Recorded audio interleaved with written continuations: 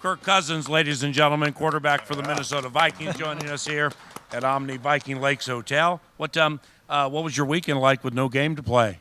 It was a great weekend. That's the benefit of having that short week and playing on a Thursday, which is always a grind, but you know that Friday, Saturday, Sunday gives you a chance to kind of recharge the batteries. We call it the mini bye. Mm-hmm. So the mini bye was great, had a great Thanksgiving weekend, and back at it this week, getting ready for the Jets. That's the weekend where the missus goes, I've been doing this with the kids for 4 months. Here you go. I'm going to go. Well said. I was on Dad duty, taking them to breakfast. Yeah, we were doing all kinds of things, trying to find ways to keep the boys occupied. So that's good. There's a lot of days where I don't see them a whole lot, doing my third down prep, my red zone prep. So it was good to spend some time with them this weekend. That had to be fun. It's not too often you get that chance, though, right? You call it a mini bye, but mentally, it's as there's nothing. It's not long enough to plan something where you got to sweat all the plane tickets and everything else, and timing and getting back and the whole thing.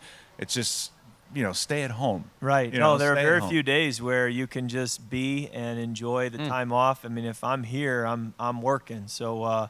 It's great to have that time, and we look forward to it. All season you kind of look forward to that bye week, look forward to the mini bye, and now we've got a big stretch here through the month of December. And aside from playing on that Saturday game on Christmas Eve and maybe getting one extra day, it's pretty much Sunday to Sunday and just our normal grind here to the end of the regular season. This Omni Viking Lakes Hotel, quite familiar with it with home games. What do you think? I absolutely love it. I think it was 2020 when we started staying here, but I just love being able to have such a short drive from our home here to stay night before games. I love the consistency it provides with the facility being right next door. A little less busy around here than downtown, which I like, kind of like that quiet calm before the game. So it's just been a great fit. So glad we have it. And it's also great for all the players who, inevitably don't own a home here. And when they come in for OTAs and life's in flux, they can just stay at this hotel and be right next door to work. It's just really convenient. We were kind of just laughing about it, but the importance of being close to work. Oh, yeah. And how, if you have, let's just say you had hit the training room every morning, you got nicked up or whatever. That adds, 2-3 hours to your day? No doubt. And then if you're sweating the 494 bit when it's snowing and it's going to take 2 hours to get in, you're leaving your house at 4 in the morning, and it's not like you're sitting at a desk and I can have 2 or 3 more cups of coffee and whatever to get through the day. When we moved here in 2018, I said to the real estate agent, I said, a 15-minute drive to work, draw a circle, whatever that is, and only look for homes in those areas because – I refuse to drive longer than 15 minutes. I didn't realize by saying that I kind of locked myself out of a lot of the great places to live in the Twin Cities. But there are many days, especially like we'll get back from a night game on the road and land here at 4 a.m. Right. And some guys are getting in their car and driving 35 minutes, and I'm driving 9. Mm-hmm. And so that's really, there's many times where it shows up and you're grateful you have a short trip to work. Go ahead. I was going to say, is that conversion van that you have all-wheel drive, or is it just is it rear wheel? I got to be smart in the snow with that thing because it's pretty top heavy and it's so large. It's like driving a giant billboard down the highway where if the wind hits it, you start to feel it. So does the wife get mad when you take it out in the snow? And she got mad with the old one. You get like 110 pounds of snow stuck underneath the floorboards,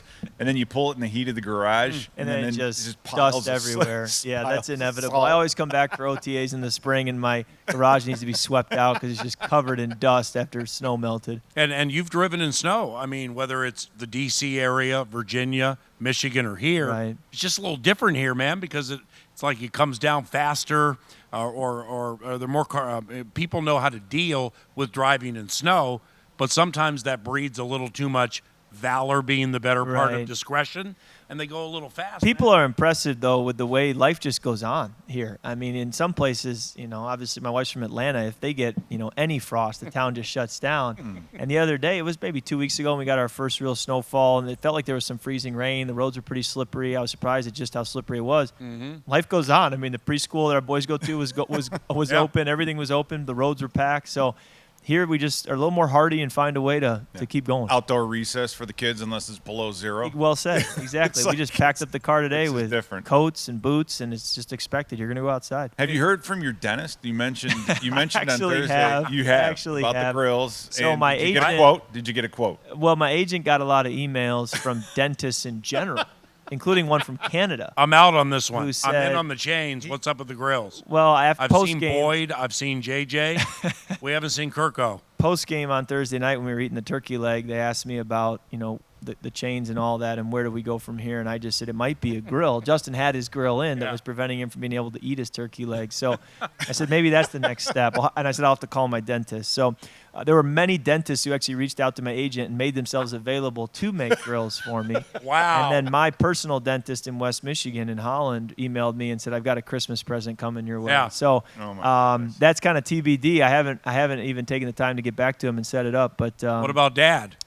yeah, right, Dad gets an exactly. opinion. Dad will have an opinion in this. He probably will, but it's all in good fun. Yeah. Is this perhaps the tightest knit team for which you've played? Well, that's a great question, PA. I think winning does that, first of all. Which you've won before.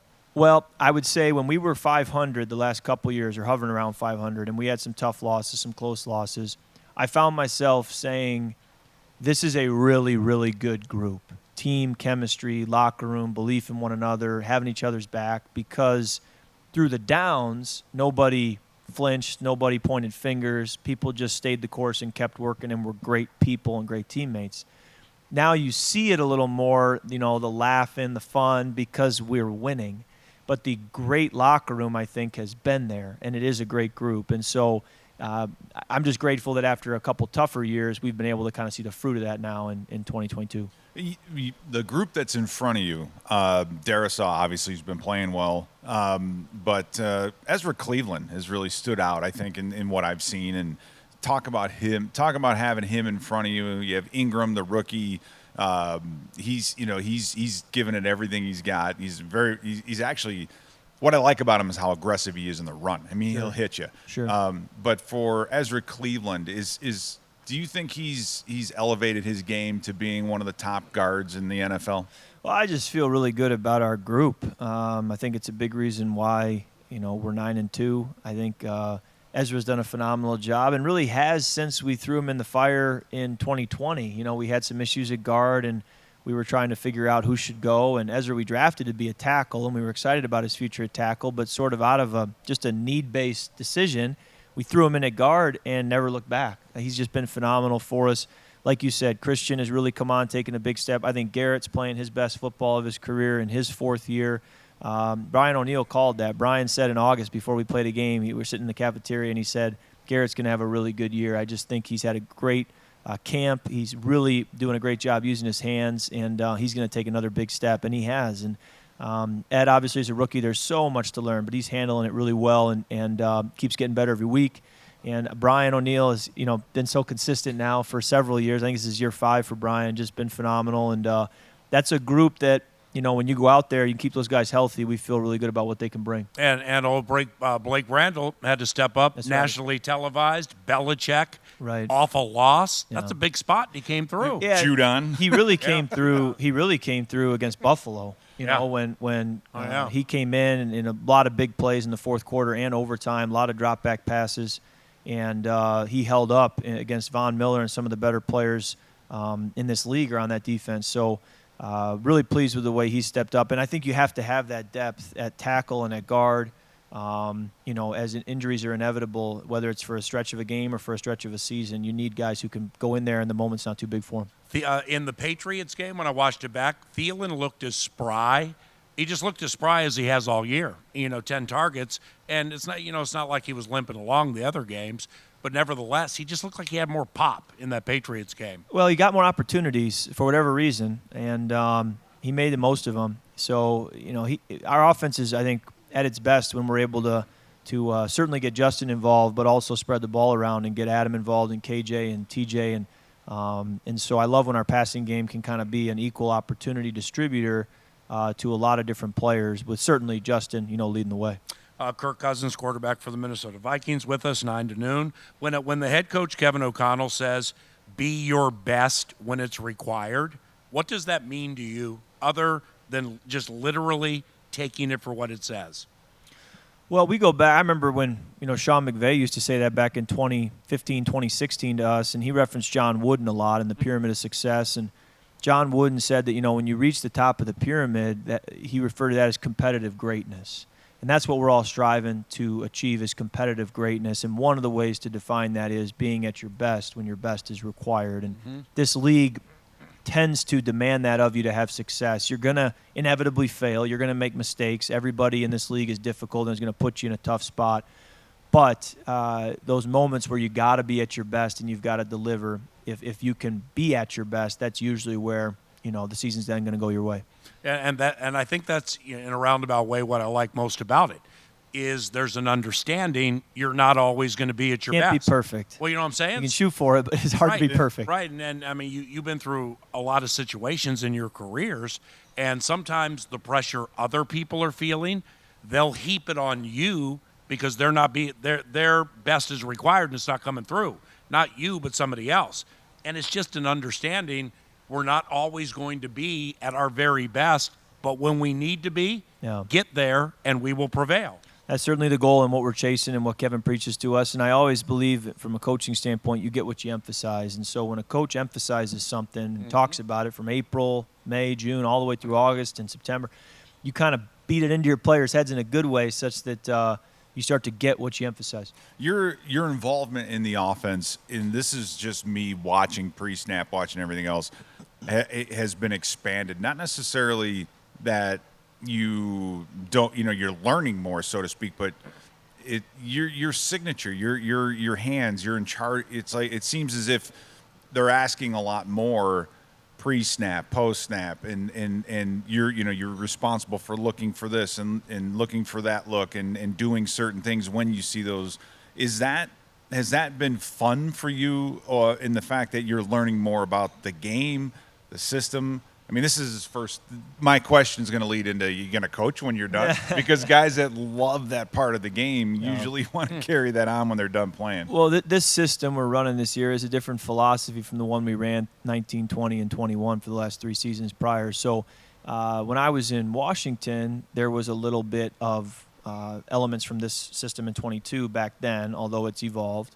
And then I remember when Kevin Stefanski became the OC and Gary Kubiak was involved, there were some things where it was less at the line of scrimmage, less play calls, less This complexity. is merely executing, right? Yep, and I executed. At first, my background had not been that in the last several years, so at first I was hesitant. I thought, are we really going to get the best possible play? Are we really going to get the best looks? And our offense went on to have some of the best years, I've seen. And so I realized, there's more than one way to skin a cat, and this is a really good way to do it, and it worked really well and got pretty comfortable with that. Now in 22, going back to April, hey, we're going to do a little different. And so you're kind of teaching an old dog new tricks again, where you're saying it's almost the inverse. Now I'm saying, do we really need to be that complex? Hold on a second. We were doing it a certain way, and I got pretty comfortable with it.